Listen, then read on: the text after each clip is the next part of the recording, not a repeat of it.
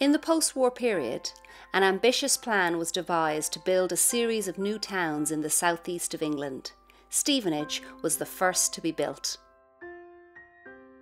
The new town required people to work in the newly formed industries, people to build the houses and people to build a new community. A large proportion of these people were Irish.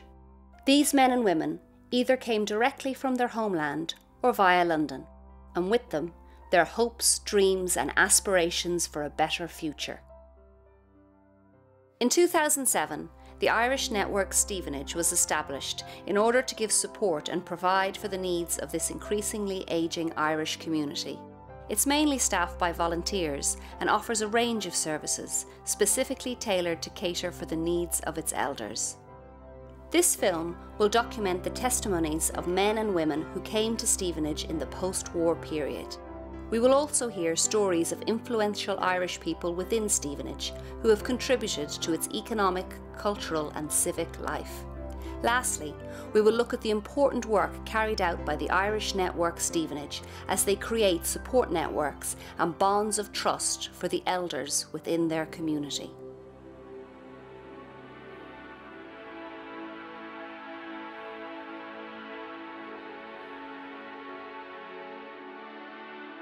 I came to Stevenage in 1963. I came from a place called Dungarvan, County Waterford, the southeast of Ireland. Beautiful, beautiful place, beautiful beaches.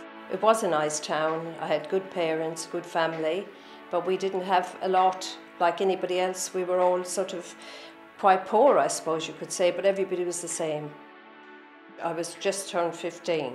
Came out to Stevenage because my sister had got me a job, thought it would be a better life. Well, I left Ireland for the simple reason there was no work there. We had a big family. There was 9 of us in the family. And once you come to 17, 18, out the door. Well, it's a case of having to. I came to Stevenage in 1953. Came up on the train and then got the train to Stevenage. Got on the wrong train, of course. I was a mate of mine, we came over together. And we heard that there was so much work in Stevenage, you couldn't go around for employment. We didn't have a lot of money. I think we had about 10 bob between us. We didn't have any digs. We didn't have a job. We just came on spec. We were wondering where we were going to find a place to sleep for the night. We went past Monkswood Hostel and we heard this Dublin accent saying, "Hello, lad, Jesus, lads, where you going? Where you going? Where you?" There was a couple of spare beds there and that's where we bedded down for the night. Our first job, with me and my mate, we went up 6 Hills Way and John Lang was employing people, we found out. I left Ireland when I was 9 because I lived with my grandma. One of us used to always stay with her and I was the last one. And I came to Stevenage in 1959. But my mum and dad had already been here with the rest of my siblings, who I didn't know. I was very nervous about coming here and it took me a long while to settle. I came down on the Green Line, obviously a bit nervous and a bit sad because I didn't know what to expect. Got to my sister's, lovely, she had prepared a nice meal, so it was a bit like home from home. Went to bed, got up the next morning, straight into work. Hadn't even seen what Stevenage looked like, but straight on the coach the next morning into work. Came here in about 1958. I was only 10 years old then. The first image we had of Stevenage was freedom. The openness and the countryside, having a roof over our head that was comfortable and rooms of our own. My father didn't have enough money to pay for the train fares, so he managed to do a deal with the removals.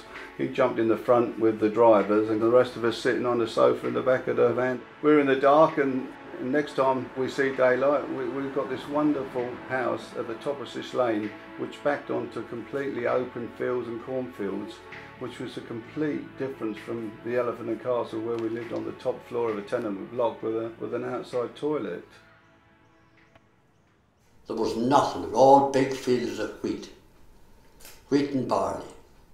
It was terrible to be destroying it, but there again it was life. Like things were moving on, they were building a new town for the overflow of London. I arrived in London from Ireland in 1951. Started nursing in London in Bethnal Green Hospital. After my husband came out of the army, the Irish Army, we got married, and of course living in London you had no hope of getting a house or anything like that. And at that time, British Aerospace were giving out houses to people who wanted to come and work for them. My husband got a job there, and we got a house within sort of 6 weeks, really. Well, my husband worked for Flexi-Tainer. They were opening up a big factory, and they asked Frank if he would like to come to Stevenage. They provided a house for us, and it was a mansion compared to what we were living in. And that's why we came to Stevenage, we came to work. We had the security of a home and a job. We had a choice of 6 houses when we went to view. We chose this house mainly because it had a walk-in wardrobe. It had a side gate, a side entrance into the house, a lovely garden, your own front door. It had everything I had ever dreamed about. Bedwell was the first area to be built. Bedwell was the first built-up area where the majority of the Irish came to. And the Catholic Church was only a hut. And we got involved with that, raising money to build a church, which is St. Hilda's. I was involved with that, collecting money every week from the Irish, which was half a crown a brick. We used to buy a brick, and I own many a brick in it. The people in the old town, I think they resented the newcomers at the time. You can't blame them. Here we are, moving into Stevenage, and we have new houses, and we had to pick the jobs.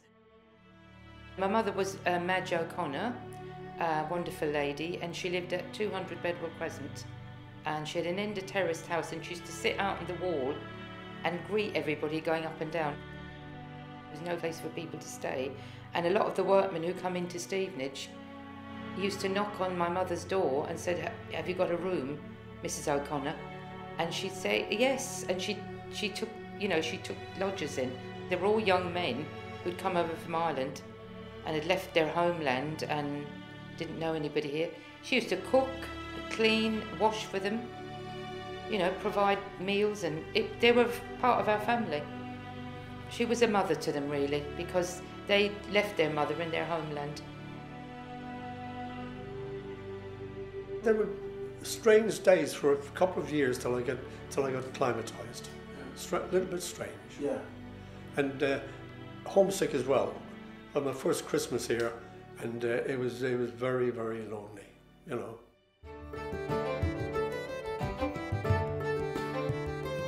At the Irish Network, we offer welfare support to elderly Irish people within Stevenage. This support is provided by volunteers and covers a range of activities from helping with shopping to offering advice and visiting vulnerable people within the community. I think the welfare of the Irish Network is very important because there are a lot of old people that have kind of fell through the net. Irish people are very proud and they won't always ask for help. So when they have no family, or their family have moved away, or they've passed on, they need that little bit of support, and this is where we come in. On the last Monday of each month we have a cream tea, which we started a couple of months ago, which is a great event. I bake the scones for that, and Frances Sandford does sandwiches and little cakes. There's all different people. We bring them along to the socials. Anything or everything. We're there to support them emotionally and personally. They look forward to our visit, and we look forward to seeing them. We've got a lady called Anne, and we visit her, take her off shopping if she wants to go. We take her to any function she wants to go to, hospital appointments, doctor's appointments, anywhere really. Last November, I got a phone call to say that I'd been nominated by the Stevenage Irish Network for a Pride of Stevenage Award. I cried, I was so emotional, and we went to the leisure centre and had a wonderful evening, and I won a prize to send me home to Kerry, where I went with my daughter. And I feel very honoured and privileged to have received that award. since I've become involved with the Irish Network. I feel as if I'm back home again, because they're a lovely crowd. They really are.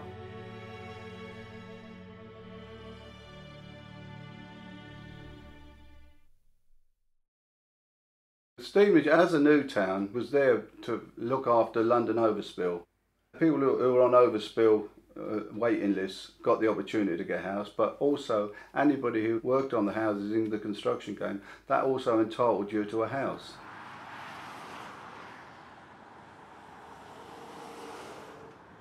I was working on the Stevenage bypass when I came to Stevenage, but we were travelling from Luton on an old coach or an old back of an old lorry or something like that. Well, Pin Green started.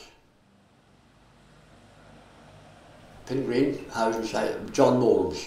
Nearly everybody around was working on that. I was on the labouring side, and we dug the footings by hand. The first time I stood up there. Dug the footings for the houses by hand, and wheelbarrowed the concrete in from the mixer. No machines then. Everybody was doing it, you're used to it. The Gamekeeper was the most popular pub then. It was a place to get work. You'd walk in and you'd say, any jobs going? Yeah, come out in the morning and we'll sort you out. And then you mightn't like that job, and then maybe the next day you get a job somewhere else, for some other boy. So you might have 3 or 4 jobs in the 1 week. There's so many firms about crying out for labour, you couldn't go wrong. I worked for John Molan on Pin Green Estate in 1963. All you could see along here were green fields, and the builders started digging out the footings and changing the landscape.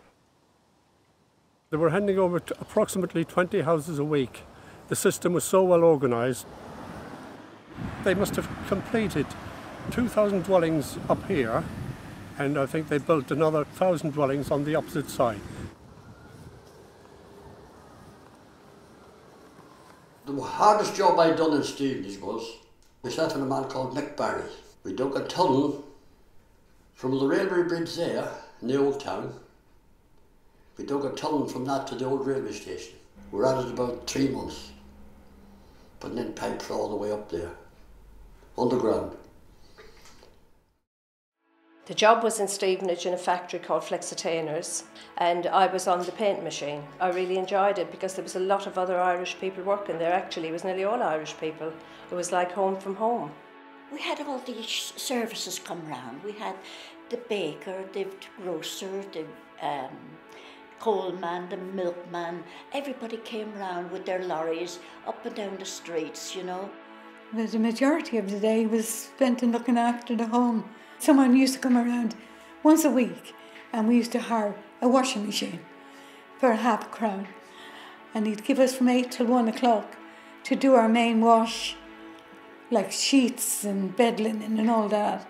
The rest you did nappies and things like that, you hand washed. You just got to know a whole community of people, really, when you came here. My neighbours were lovely. They were really welcoming.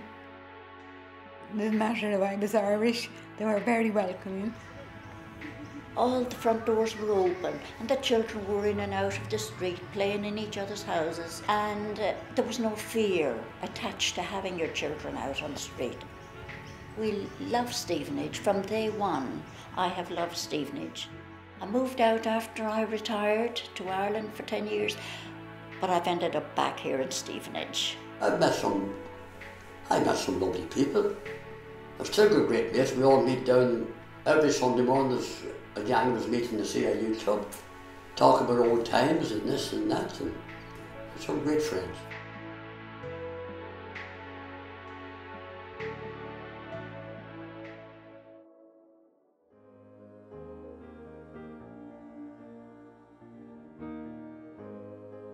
Mick Cotter was a councillor. He was a Cork man and a very nice man. And if anybody had a problem in Stevenage, all you'd hear is go and see Mick Cotter. He's the man that'll help you. Mick, or Michael Cotter, was my grandfather, so I would spend a lot of time when I was little sitting on his knee and hearing old stories and probably running away because I've been naughty. He left Ireland and joined McAlpine and did a lot of building works.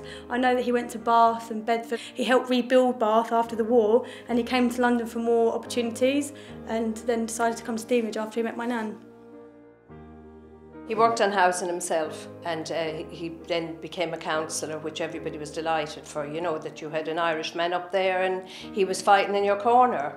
And when he became mayor, everybody was so proud that he was the first Irish mayor of Stevenage. I met Mick Cotter on the bypass. That's right. I knew that man for that last 50 years now. I knew knowing Mick Cotter, a gentleman. I've been walking through the town centre, you'd be talking to some dignitary or something like that. You just gonna shout, Jim, they introduce you. But everybody that came here from Ireland had a similar story about finance, that's why they came, no work, and wanted to get on in Stevenage. And being Irish and part of a community, people wanted to help each other. And I think Mick Cotter, that's the way he thought. If he could help somebody, people obviously helped him because they voted him in. He wanted to make sure everyone was equal, everyone had the same rights. He wanted to make sure that no one was better than someone else. So people liked that about him. He was a great family man, and those family values that he had, he took into his civic life and promoted what he saw as the right things for a town to be. And he was passionate about housing, Mick, passionate about housing and the role it played in improving the aspirations of working people. And when he stood on my doorstep back in the late 70s and spoke to me in the way he did about housing, I thought, I want to be part of this. He went on to build some fantastic housing around this town. The really important thing about Mick is he would never settle for second best for Stevenage. Everything had to be the best it could possibly be. Papa got the Freeman of the Borough the day before he died. There's only 6 people in the history of Stevenage that have ever had this, and obviously my granddad's one of them. For someone who's from Ireland, he found that Stevenage was his home. He didn't want to leave, and when he died, he was buried here. The Irish pioneers that came here played a huge role in developing not just the construction of Stevenage, but also the whole community.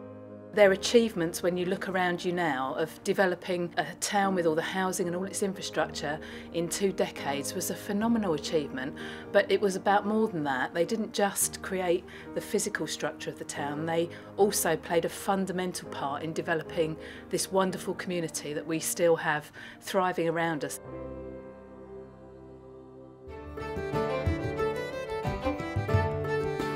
Over the years, there have been many influential Irish people who've come to live and work in Stevenage.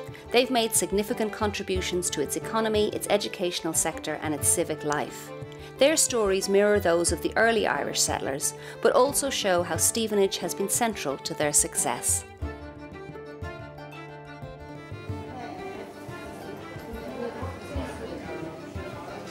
Always sell bits of everything, buttons, ribbons, cottons, anything to do with sewing. If you want to make a pair of slippers up to a gown, we can do anything for you here. Linda, my wife, she's in it longer than me really. Linda's been doing it 35 years now. I've come in about 20 years ago helping her out like. I was born in County Kerry in the town of Listowel in Éire. I come to Stevenage in 1975. I used to be a milkman with Unigate Dairies in London. I got a job with Unigate in Stevenage and they gave me a 3-bedroom house. What a lovely place it was. It was so nice and green, it reminded me of Ireland.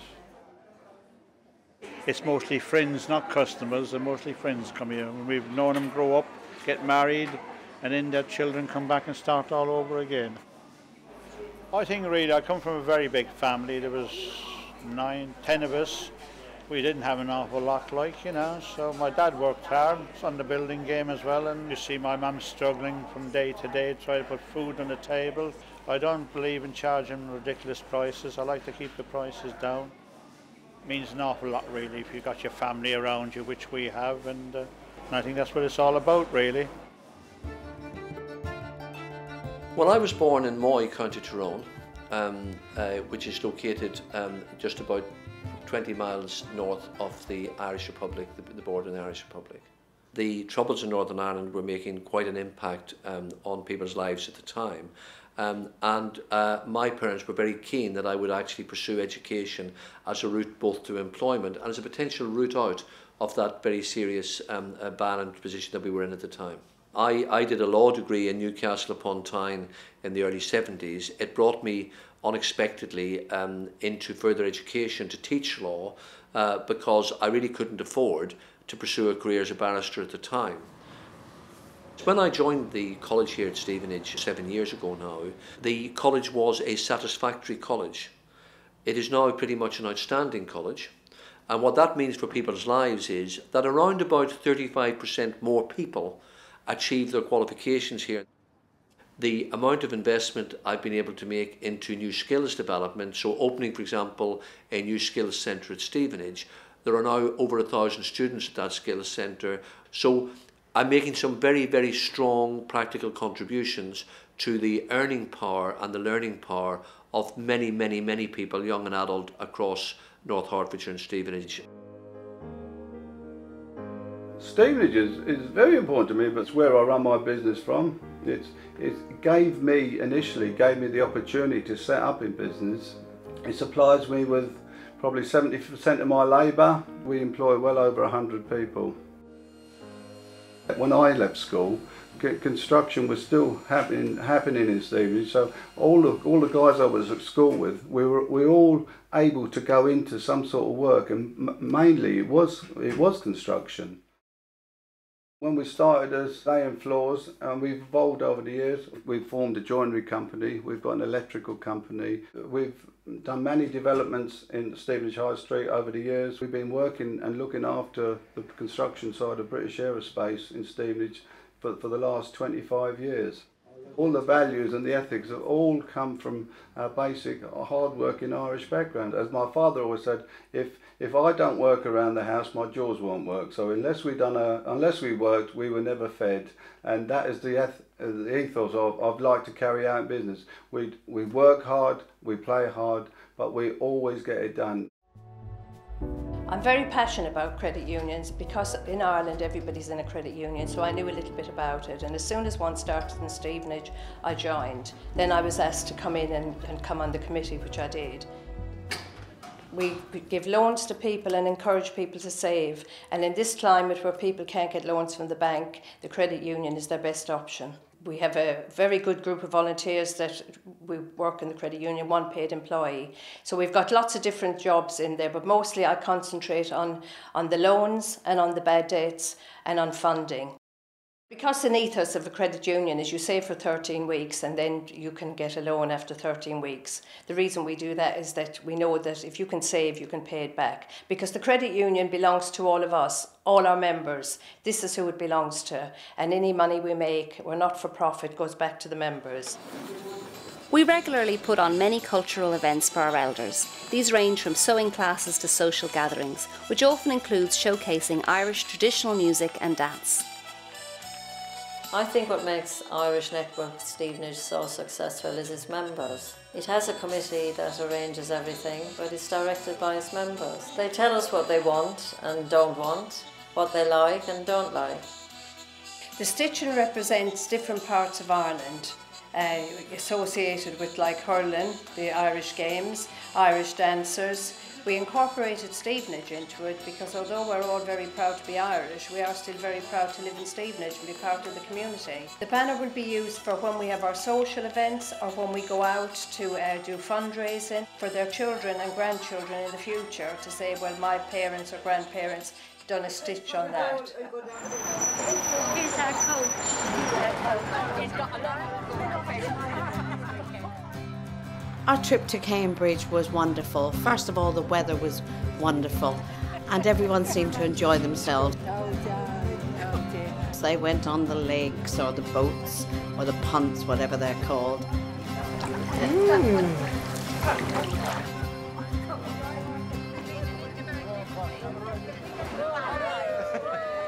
We had a sing-song on the way home. And basically, it was such a successful day that the members were asking for more trips. In the county of Armagh. There you go. go shopping, set up the kitchen, lay it all out, and make the tea, and then we're there. I worked in Africa for many years, now I come back and work in this part of the world. It's a buzz, there's something happening every month, and it's consistent. And every third Wednesday from 2 to 4, we know we need to be here because we reach out to a lot of people.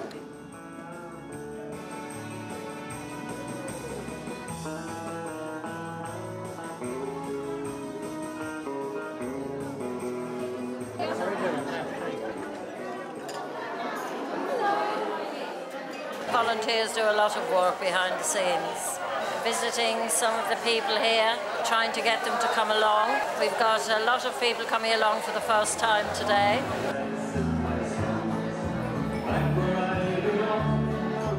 Sometimes they're meeting and, you know, they haven't seen anybody else, or they've lost contact, you know, if they've become perhaps more housebound. I don't want to be rude, but get out. Okay?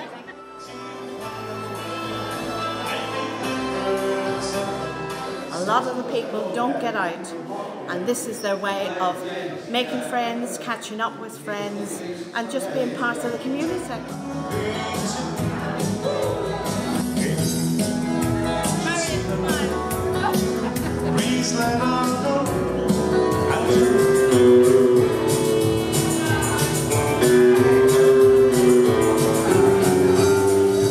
I love these events. I love music, I love people. Now what else can you get? What more can you get for that? We're all doing it because we all love it. Well, this is what the Irish Network in Stevenage is all about. It's bringing the community together, it's people enjoying themselves and really supporting each other.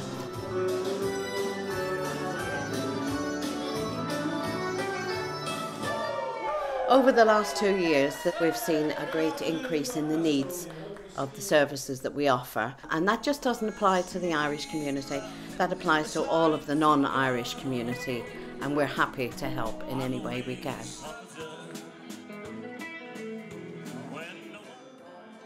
We've sort of started this, but we would like it to continue. We need more funding, more volunteers, because we have more and more people attending and we're getting more and more new members.